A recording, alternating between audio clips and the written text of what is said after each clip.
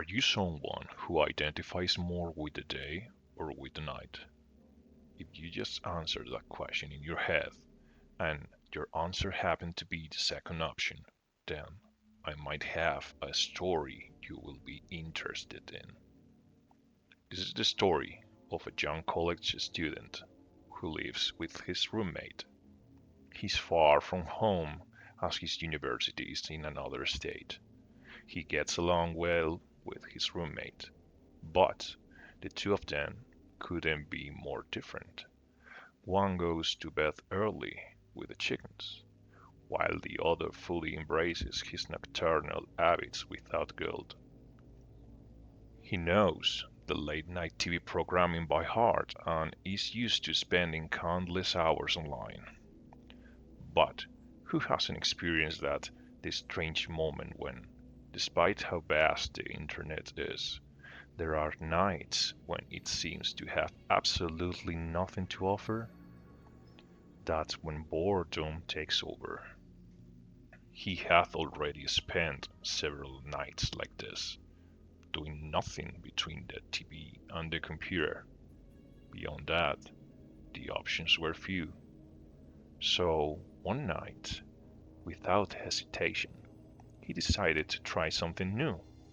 I will go for a walk tonight.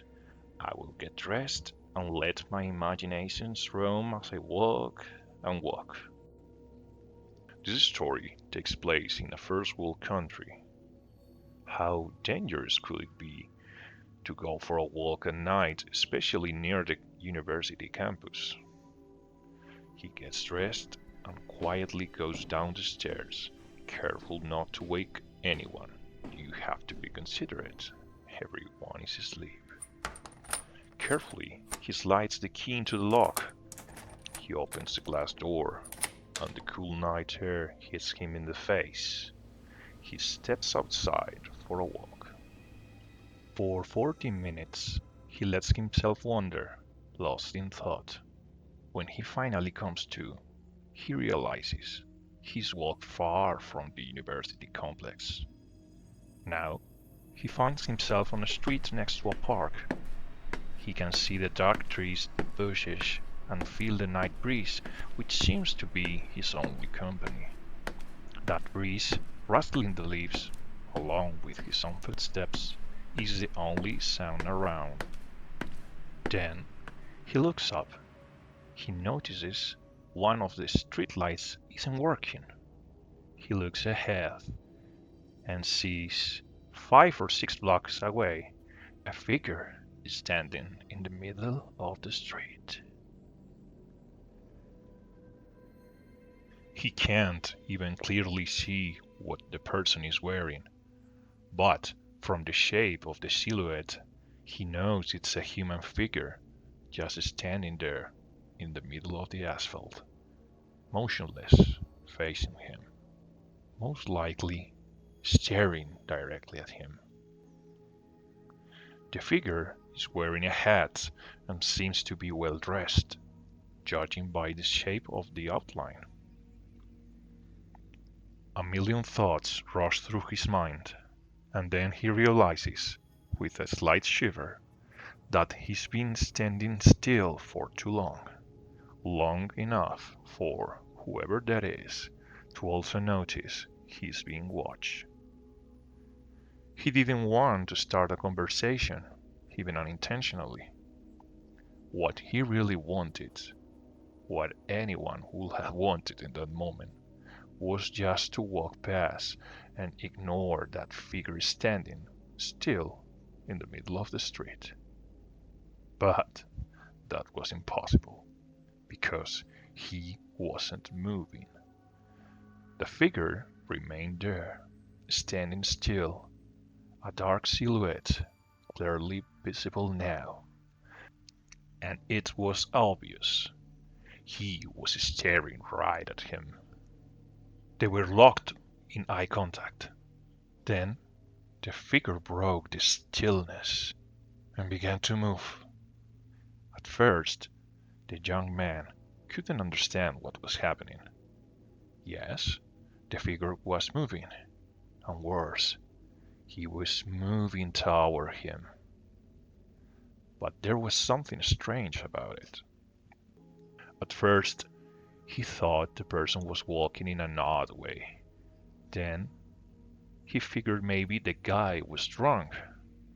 That thought brought a small sense of relief. It would explain why he had been standing in the middle of the street in the first place. But no, the man wasn't walking strangely. He wasn't drunk. He was dancing. It was a strange kind of dance. Something like swing, elegant and graceful. He spun, stepped smoothly, moved with an incredible footwork. He tapped the ground, the gravel, the asphalt, and the sound grew louder and louder because he was getting closer, closer in the distance.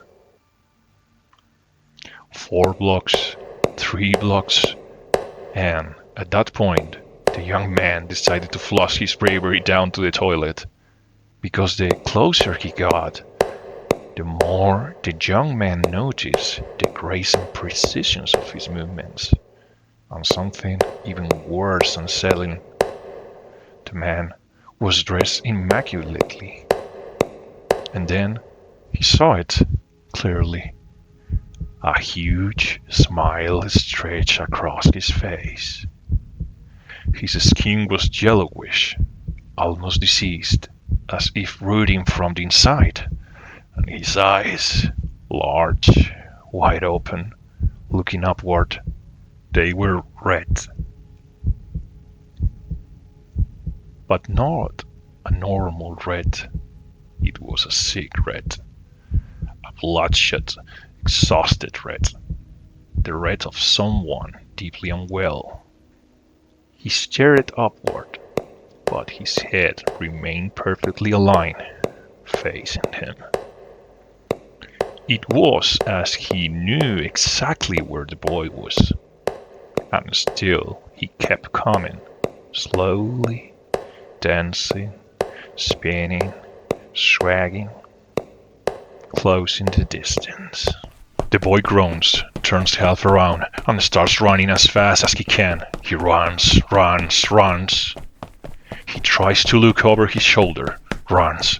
He turns his head again to check if the figure is still following him, and then he realizes it's gone. He stops in the middle of the street, hoping, by chance, a police patrol might pass by.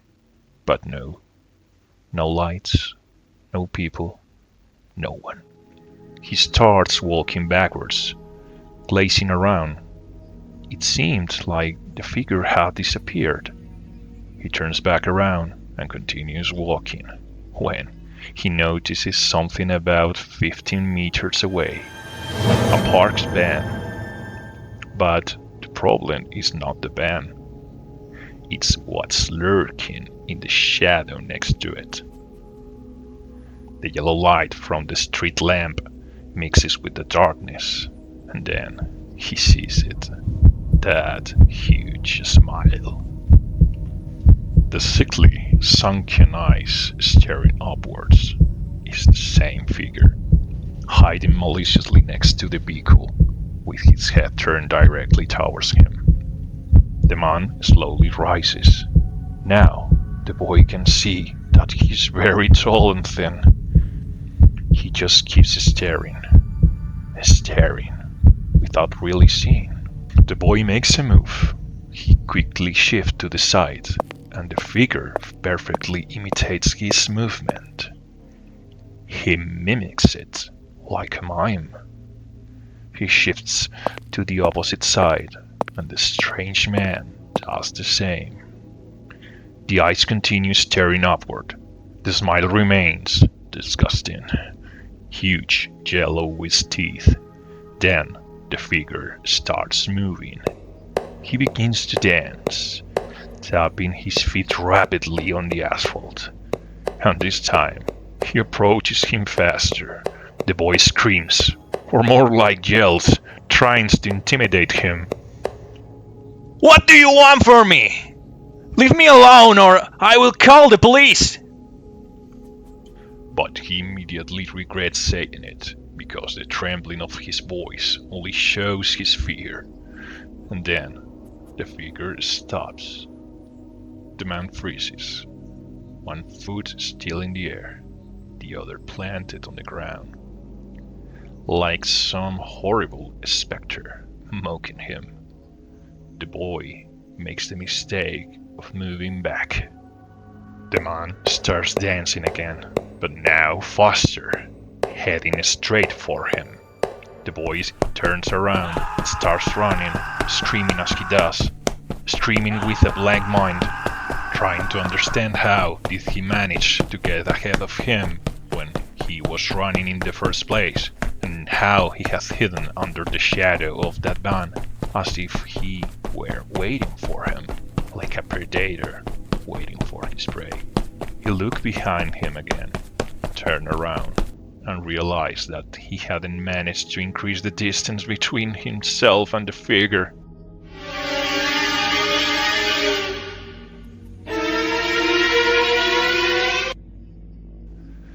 The figure was still in the same spot, and this time he could see it very clearly. And then he begins to beg. Please, leave me alone! I don't know what you want from me, but please, leave me alone! The man, tall and slender, does nothing. He doesn't take off his smile, as if it were carved into his face. Then he begins to dance, but he's moving away, moving farther and farther. The boy doesn't know what to think, but he feels a primitive sense of relief. He moves farther, farther, until he reaches a point along in the street where he disappears from view. Then the figure stops, turns around, and faces the boy, almost as if they were seeing each other for the first time. The cruel, sinister joke of what we still don't know to this day, whether it was a man, a spectre, or something else. The climax happens then, because this time the figure stops dancing and starts running very fast toward the boy. He runs, swinging his arms like an athlete. The boy screams, crying uncontrollably, and it starts running in the opposite direction. He runs, and doesn't stop until he reaches the avenue, where, despite it being nighttime, there are still cars passing by and a few people walking out. The boy falls to his knees on the sidewalk, lying into the gravel, screaming in the fetal position until someone comes to help him. From that moment on, the young man is no longer a night owl by choice. He's a night owl because he can no longer fall asleep.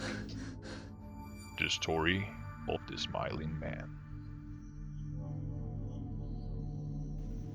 If you enjoyed the video, I would really appreciate if you gave it a like and left a comment.